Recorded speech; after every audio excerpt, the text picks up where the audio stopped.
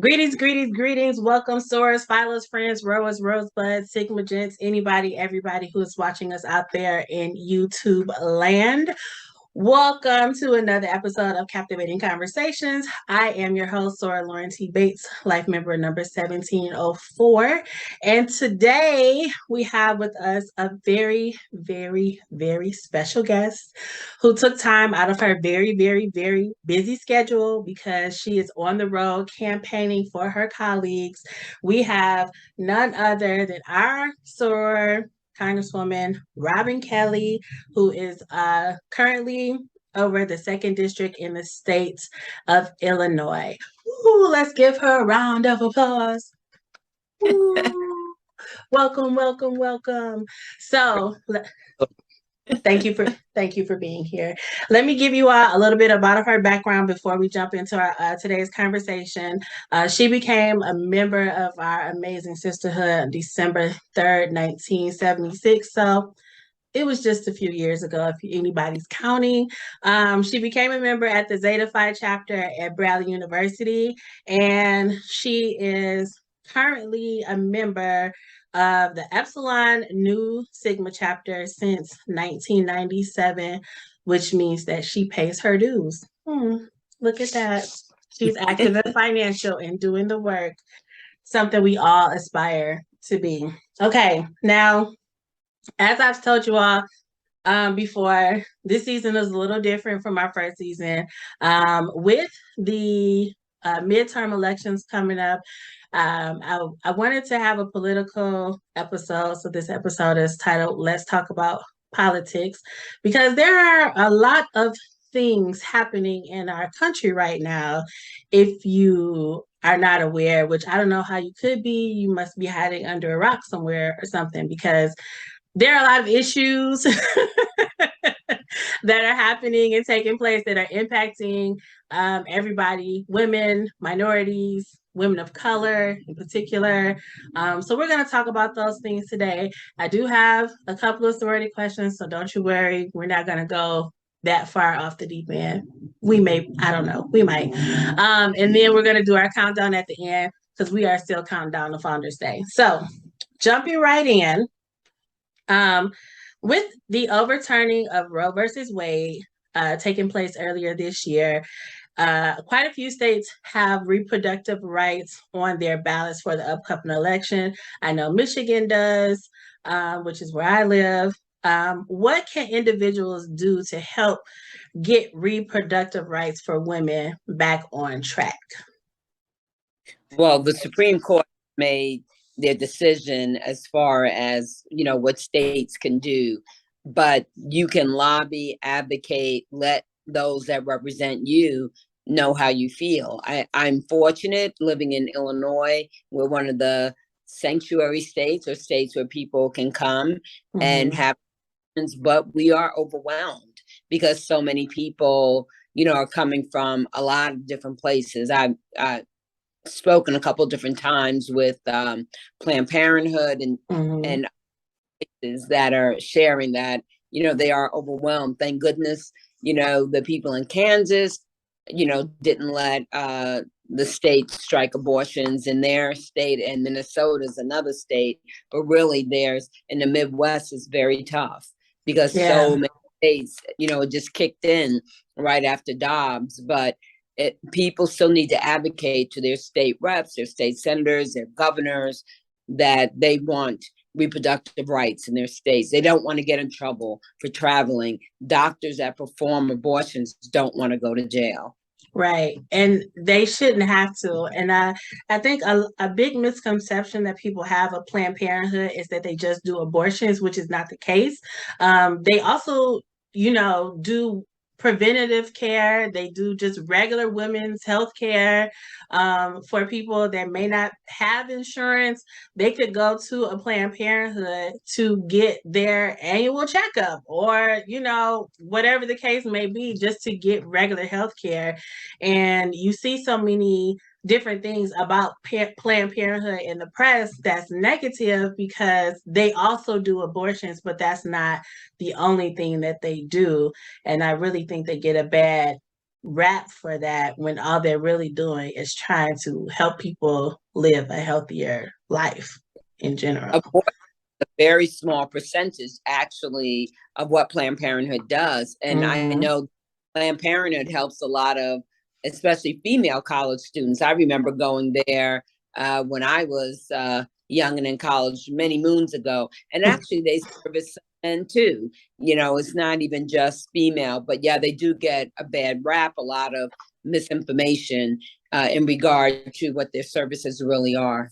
Mm-hmm. Yeah, it's a Planned Parenthood facility that's it's kind of close to my house, and sometimes if I'm in that area, I'll see the people out there like with the protest signs and this, all of those kinds of things. But it really just always boggles my mind how, you know, the people that are against Planned Parenthood are so for like gun laws mostly. And it's just like, how can you take away someone's right to choose what they do with their own body, but you don't want to put any restrictions on anybody being able to get a gun that can kill people? Oh, It's I like, know. We talk about all the time. Gun violence prevention is a very big part of my portfolio. When I ran for Congress, that's what I ran on.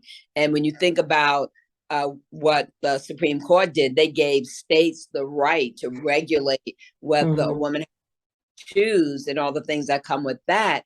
But they took away the right of the state of New York to have their own gun laws. And which so doesn't make any sense. no, it makes no sense at all.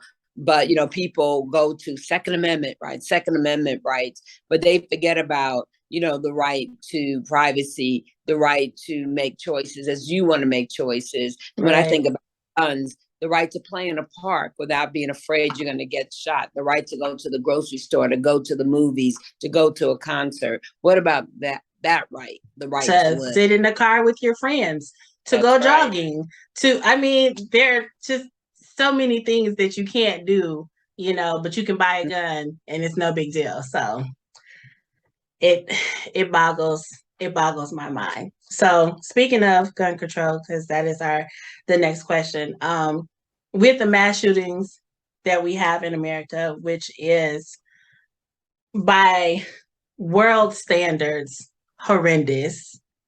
It is absolutely ridiculous how many mass shootings that we have here. Because they're at an alarming rate and there is a lack in gun control laws, leaving things, or in some places, states open for people with mental disabilities and or criminal records still being able to purchase assault weapons. What is currently being done in Congress to change that? And what can we as citizens do to aid in that effort? Well, not too long ago, for the first time in 30 years, we did pass gun violence prevention legislation. A bill I was very involved in, a part of the bill was around gun trafficking and store purchases, because you Mm-hmm. often out Chicago, oh, they have the strictest gun laws, but look what happens there. But it's because no state around us has any type of strict gun laws. In fact, it's gotten easier in some of the Mm-hmm. states of Congress. So guns are trafficked to Chicago. There are store purchases. So we put national gun trafficking laws together. The other thing is we closed the boyfriend loophole. If you were someone's husband or ex-spouse, then you would get in trouble. So many women lose their lives because of gun violence from a spouse or ex-spouse, but they didn't Mm-hmm. include boyfriend. So we got that, included in it also. And then there was some, you can't buy a handgun at 18, but you can buy an assault weapon at 18. Makes no sense. So even though we were trying to raise that on also, we could not get the support of my colleagues on the other side of the aisle in the Senate. So from what we did get was from 21 to 18, you would have extra vetting.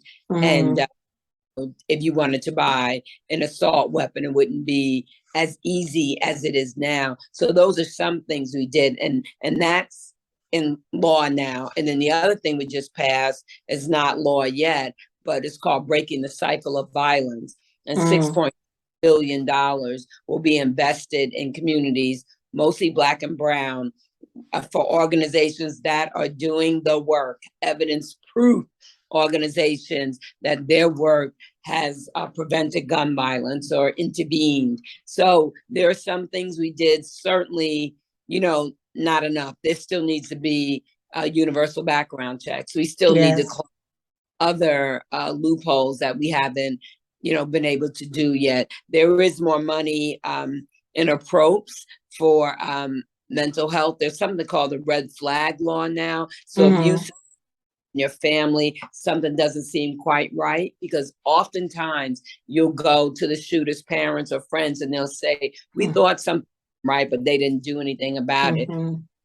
Flag law, so they can do something about it. So that's signed into law already. But on the side, through appropriations, there's a lot more money for mental health. There's money for schools and things like that. And actually, more people with mental health get hurt by guns than hurt other people. But because of COVID and loneliness and isolation and the different things that have happened to people, we've seen an increase in gun violence. We've seen an increase in trauma and depression.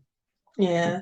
And that, I think, even with the pandemic happening, I think it lessened some of the gun violence, but it didn't completely stop it.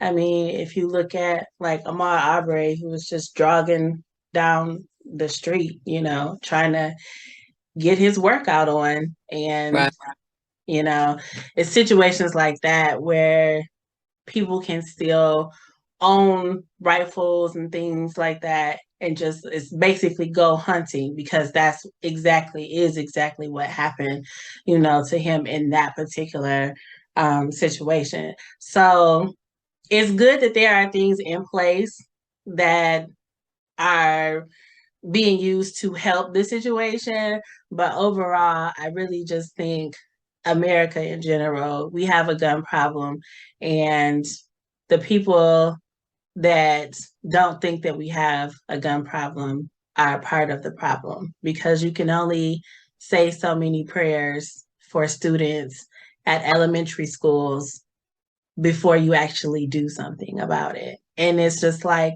you keep in mind, you put these people in office to represent your wants and your needs. So you do have power. You could just not vote for them and vote for somebody else. But I will get off that soapbox for the time being, because I just want to say violence is a public health crisis. Yes. And we talked about the mass shootings, but actually the everyday shootings up to more than even the mass shootings. What happened in Illinois with Highland Park just recently on July 4th, and the people that lost lives and were maimed, well, that same amount of time from July 1st to July 4th, 80 something people were shot in Chicago. So, we have to keep both mass shootings and the everyday shootings one-on-one, or two-on-two, or something like that. Just stop killing people, okay? It's just not worth it. It's just, in my mind, 9 times out of 10 times out of 10, it's really just not justified. Like, you are not in control of somebody else's life, and you do not have the right to decide whether they get to live or die just because they made you mad, period. So, I don't like gun violence in general, and it's just so many generations of families that will not have a lasting legacy because these young kids have been stopped in their tracks due to gun violence. So it's not just mass shootings, it is just shootings in general. And it's a problem, and we need to fix it. So vote for those who represent you and not just because they've been in office forever and they need to retire. Mitch McConnell. Okay. Um, uh, these are my opinions, not those of Sigma Gamma Rho Sorority Incorporated. Let me be clear. All right. I'm sorry, I almost skipped a question. Do you think the Supreme Court justices adding additional Supreme Court justices to the bench is a good idea? And if so, what would be a good number? You know, that would be an easier way to deal with what is going on right now. But the thing is, when they take over, if they take over, what stops them from adding more? And then where does it stop? I think that we have to remember to vote in every election, because we did not vote in midterms. That's how the Republicans, built their army, built the governors and the secretary of states and things like that. That's how they really built their bench. And because they voted and they won in areas and we didn't vote, and when I can look at Hillary Clinton and Trump, even though Hillary Clinton got a lot of votes, she actually got more votes than Donald Trump, but still not a lot of people voted. And I remember saying, I didn't want to vote for her. Well, even if you don't want to vote for her, look at the bigger picture. Look at the Supreme Court. She would not pick those judges, and when you look at what actually not Ketanji Brown Jackson, but the other three judges right before her, one should have been a Barack Obama appointment. Yes, because Merrick Garland was supposed to be the pick. Trump appointment, and the other one should have been an appointment. But what was good for the goose wasn't good for the gander. They cheated. President Obama gave it to Trump, and then they didn't use the same rules for Trump, and Biden lost his initial pick also. So we have got to vote, because that's how these things get played out. So like I said, yeah, we can add, but then at some point when they're in charge, they can add more. And where I do think that we should have term limits. Now, normally I don't agree with limits, but for justices, I think I do. So this is not a question, but since you mentioned term limits, I feel like everybody should have term limits. Senators, Congress, the president has one. Everybody should have a term limit. And the reason why I say that is because I was reading something, because Roosevelt is the only president that had 4 terms. And after he had his last term, or maybe it was during his last term, is when it was passed that term limit for a president was only going to be 2 terms. So 8 years total. And it had to do with one person having so much control and so much power in one position.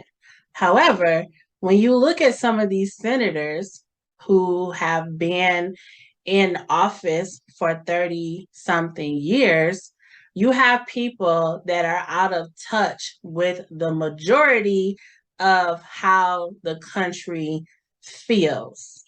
So they're not really doing the bidding of their constituents. They're doing what they want to do.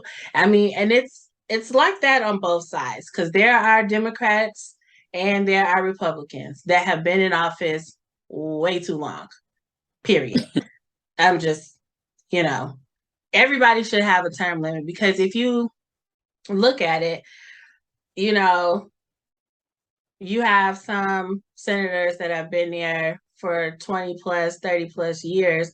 So that means that they've been in office since the 80s, since Ronald Reagan, which he was a disaster of a president, but the Republicans love him so much. He was bad. But they have these notions that they're still carrying from the 80s, when the world has drastically changed since then, and the country should be changing with it. And as much as people want to say America is the greatest country in the world, if you've ever traveled to outside of America, you would know that it's really not. So, while don't get me wrong, I do love my country. This is where I was born and bred. I live here, love it, all of that. But there are other things, or there are things that we could be doing better, but your leadership has to be in place for those things to happen. So I really think term limits should be a thing, but when you have people that have been there for 30 years, that would never pass. Yeah, I think that the public, they need to hold us more accountable than they do. And again, vote, advocate, ask questions. I struggle with term limits because I've been in Congress 9.5 years. My first 5 years, I was in the minority. I could not get anything done. So that dictate, especially House members, you have to run every 2 years. Right. You know, I do think that should change. That's just like you're always running, always campaigning, always raising money. And maybe the Senate should be 4 years. Everything should be 4 years. Maybe it should be, you know, like that. I'm not sure. But also I think that some of this rests with the public. Like, you have to hold us accountable. If you don't like something or don't understand something, ask the question. We are public. You know, we're not your boss. You're our boss. And but also I think that we know from the questions we get in our office, like even in schools, people don't, like when I was in school, things were taught and that kind of thing, but it seems very different now. And when people call us about things and we try to explain, we don't handle that with the federal government, or like they don't know the difference between the feds, the state, the county, the township, local government. And I think that, we need to work on getting citizens more involved and realizing they're stakeholders. Decisions I make, affect not only my constituents, but across the United States. Right. And I think that's something that we as a country have definitely gotten away from. I mean, just growing up as a kid, politics wasn't always a big topic of discussion, but it was a topic of discussion. So I remember, just like grown folks are talking, so you really not supposed to be in here anyway, but sneaking, listening, trying to figure out what's going on. And like my great grandmother would tell me of her stories growing up. She was from Alabama, and the things that she had to go through in her lifetime, and she didn't even get the right to vote until she was in her 60s. Her 60s is when she got the right to vote. So it boggles my mind how people just throw their vote away and disregard it like it doesn't mean anything.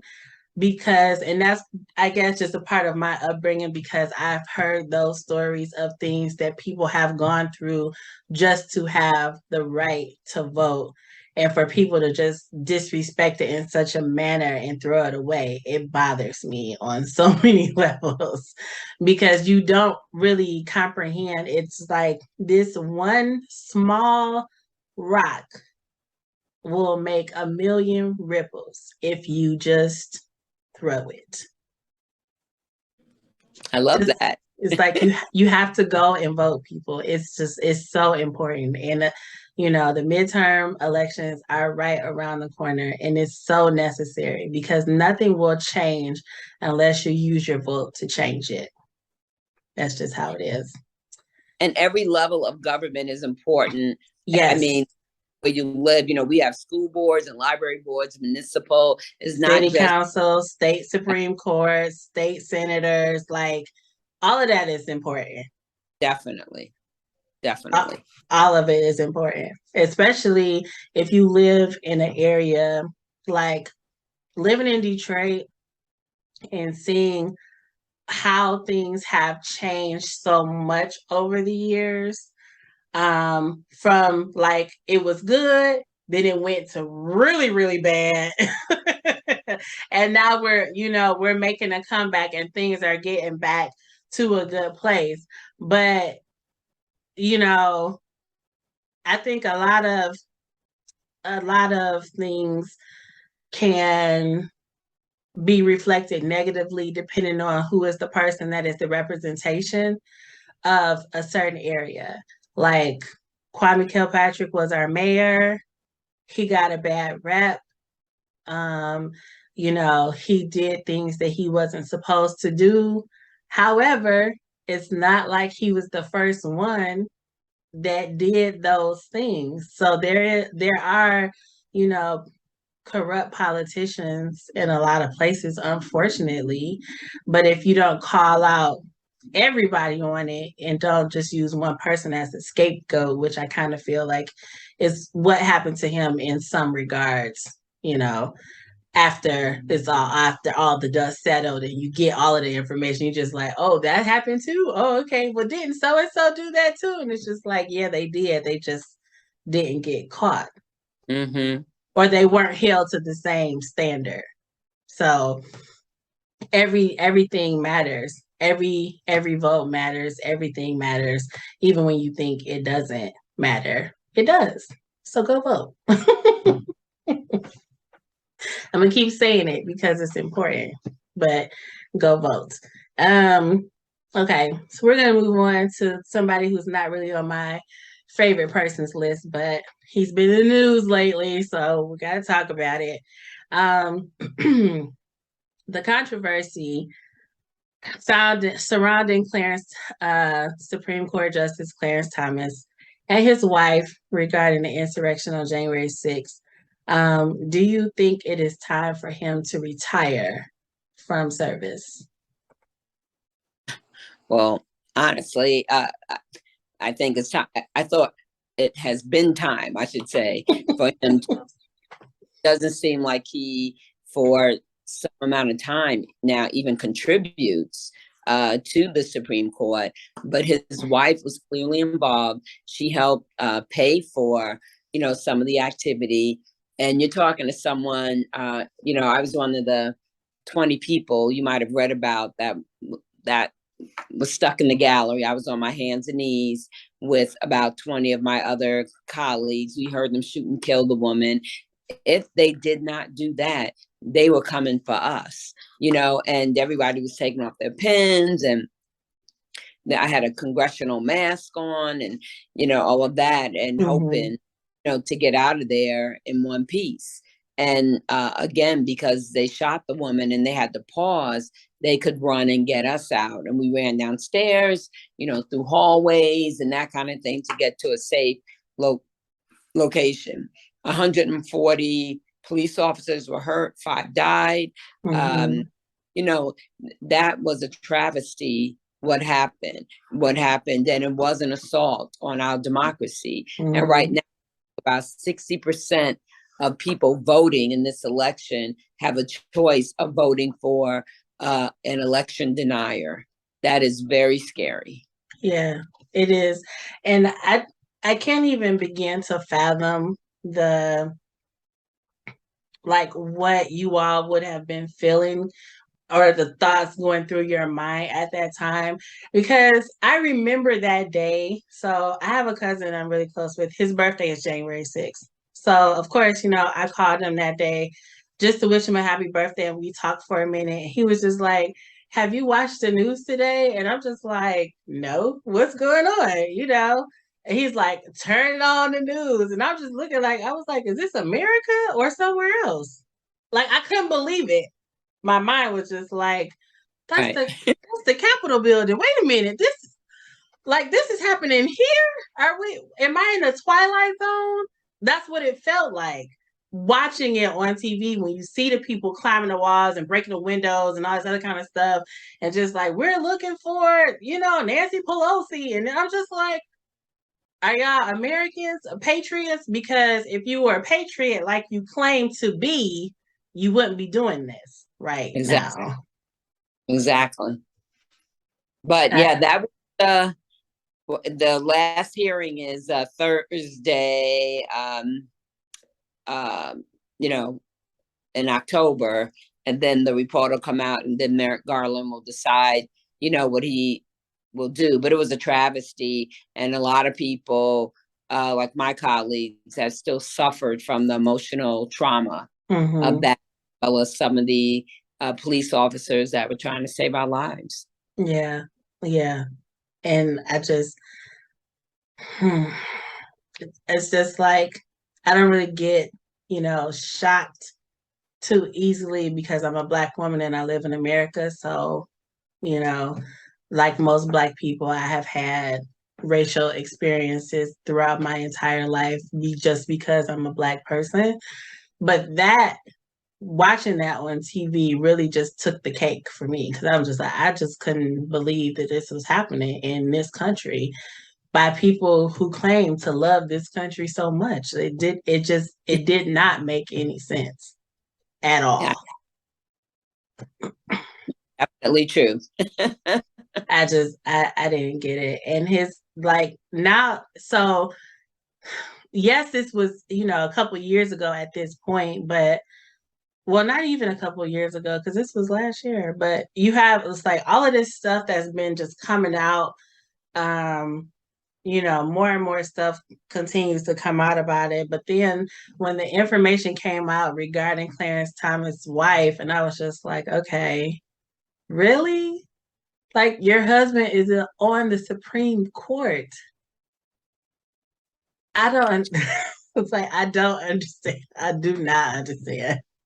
I don't. Horses, she doesn't care. I mean, like I don't get it. I don't get it, and I don't think I ever will understand something like that, and because it's very unfortunate that that is what it came down to, and how many people were involved in the planning of making this happen. It's boggles my mind. We're gonna talk about the Voting Rights Act here because if you don't know, people out there that are watching, the Voting Rights Act has been under scrutiny since it was signed into law back in the 60s. And it has continuously been stripped down, stripped down, and stripped down, and stripped down, and stripped down. And now, we can't get this bill passed that John Lewis worked on so diligently for so many years. Can you talk about just the current efforts that are being done to save the Voting Rights Act? Well, the John Lewis Voting Rights Act is still around. We've passed it in the House, but as usual, we can't get it passed in the Senate. Right. Congresswoman Terry Sewell from Alabama, who, John was like her other dad, and, she's his protege. So she's the one that took over the bill.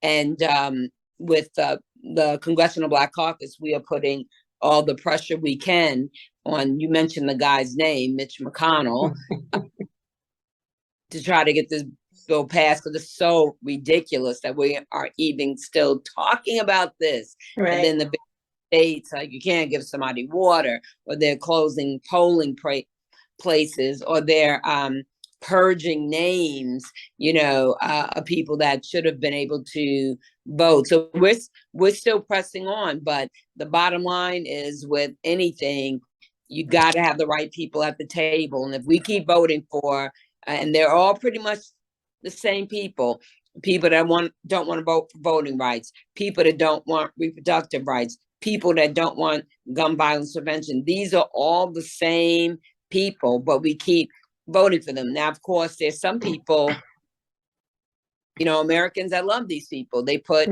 some Illinois, Mary Miller, who quoted the Nazis, Margaret Taylor Greene, the QAnon. People voted for these people. She's a mess. She's a mess. Let me just say that, work in a very bipartisan way. And in fact, just came back from Ohio. I spent time in my Republican colleague's district, and he's going to come to mine. But really Herschel Walker against Reverend Warnock. I mean, my God. I mean, get a good candidate. You know, you just want anybody in that office. You just want that seat. I cannot.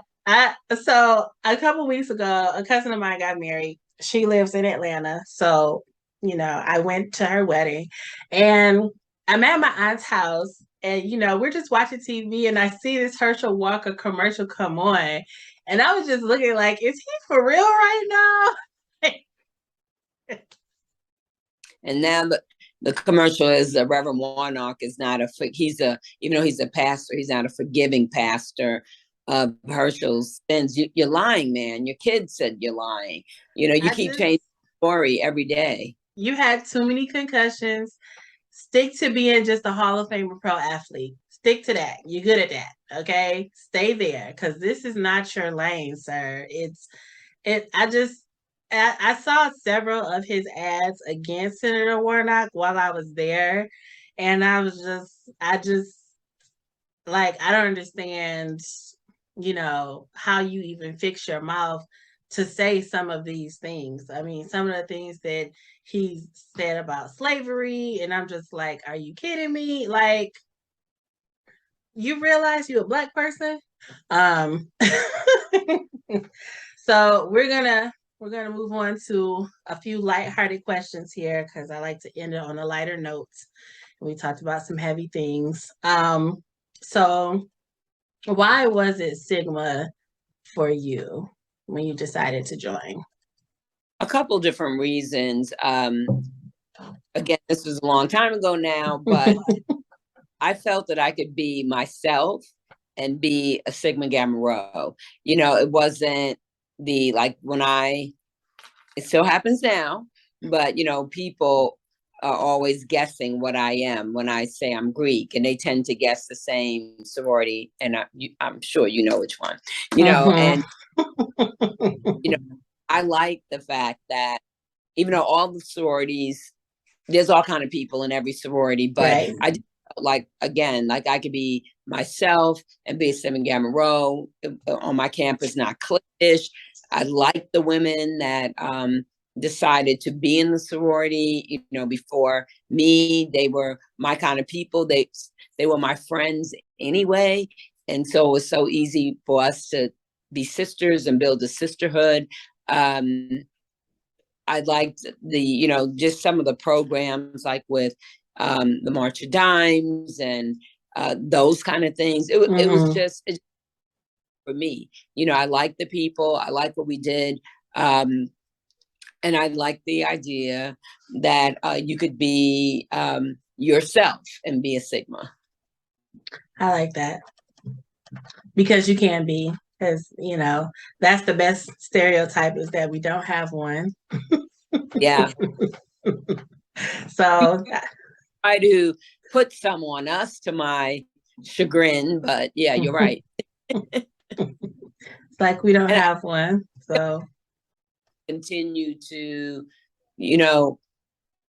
promote ourselves and because of all the good things we've accomplished, what we've been, the first, and beside the first Black sorority on a predominantly white campus, but, the first Black female journalist to be at the White House, the first Academy Award winner, the first female CPA. There's good things we've done in the Olympic, whether it's the corporate world, sports world, social service world, we've done, and we need to keep talking about it. Yep. That's why we have these conversations. That's kind of like the point moving forward. So yeah, we're awesome, and that's all there is to it. Okay, so a last question for you. And since you became a member in 1976 and there were founders that were still living at the time, I realized that you may have been able to have this happen, but if not, if you could have a conversation or ask a question to any of the founders, who would you pick and what would you ask her? It's so interesting, as we all had to learn the history and all of that. And, Mary Lou Allison Gardner Little's name always comes up. But for some reason, Cubina McClure always sticks up and sticks out to me. And I know that she was sick, but just really asking her, why did you join? Why did you want to put this together? And what is your vision, for the sorority? Like, are we if they could see now, are we their wildest dreams? Patience? Right. Did we hit the mark or did we miss it? Like, let us know. Let us know if that, if we're right on target, if we've superseded it, or we're not there yet. Mm-hmm. That's a good question. Yeah, I think, like, of all the founders, I think Cubina McClure would be the one that I would want to have a conversation with the most, only because she was the youngest and she wasn't here for a long time. So at first it would be her, and then it would be Mary Lou Allison Gardner Little, because she's the primary founder. But I would just want to sit at their feet, like, so I want to learn, teach me, tell me, I want to know all of it. Yeah. So, all right. Well, we are at the end of our conversation today. So I know we got a little intense. I knew it would be, because we talked about politics and this impacts so many lives, and decisions that are made now impact the future. I mean, if you think about it, we're still dealing with the impact of Ronald Reagan, and he was president when I was born in the 80s. So, and I'm a grown up now. And decisions he made back then are still impacting things today. So just think about that and make sure you go vote when it's time to go vote on November 5th, I believe, is election day. 8th. The 8th. I'm sorry. The 8th. I'm sorry, excuse me, November 8th. But there's early vote in a lot of places, so people should vote. Yeah, go vote early. If you have early voting in your state, go vote early. If not, make sure you go vote on voting day, election day. So from the airing of this episode, we are 23 days away from turning 100 on November 12th, 2022. I will be on the campus of Butler University for the celebration weekend. I am so excited. I can't wait to see everybody again. Centennial this summer. If you missed it, you missed it. I don't know what to tell you. It was a good time. It's lots of fun. And 100 it's going to be a great day. I'm very much looking forward to it. Are you going to be at Butler? I'm coming Friday and staying until Saturday, and then I'm going to zoom back to the Chicago area because all the chapters got together. And doing, yeah. I've seen the flyers. I've seen the flyer for the big event. Everybody's having big events. There's a big event in Chicago. There's a big one in New York. I just saw something in North Carolina, I believe. Atlanta is having a huge event. Vegas, LA, Houston is having something. So everybody is, if you can't make it to Butler, go somewhere else that's close, because everybody is, doing something. We're only talking 100 once. So just go hang out with some sorors. Okay. So on our next episode, which will be right before Founders Day, we will have all of the area coordinators on in Central Region talking about sisterhood and what it means to us. So I'm looking forward to having that conversation as well. So I would like to thank you, Sora Robin Kelly, Congresswoman, for taking time out of your busy schedule to come and chat with me today on this show. Hopefully everybody learned something and you got some good information moving forward, and go vote, or maybe just think about running for office if that's your thing. If you want to make a difference in the world, you can. You just have to believe that you can, and then you can. And there's that. So I'm going to leave it there. for today. My name is Sora Lauren Bates, life member number 1704, and we will see you in 2 weeks on the next episode of Captivating Conversations. Thank you so much and enjoy the rest of your day.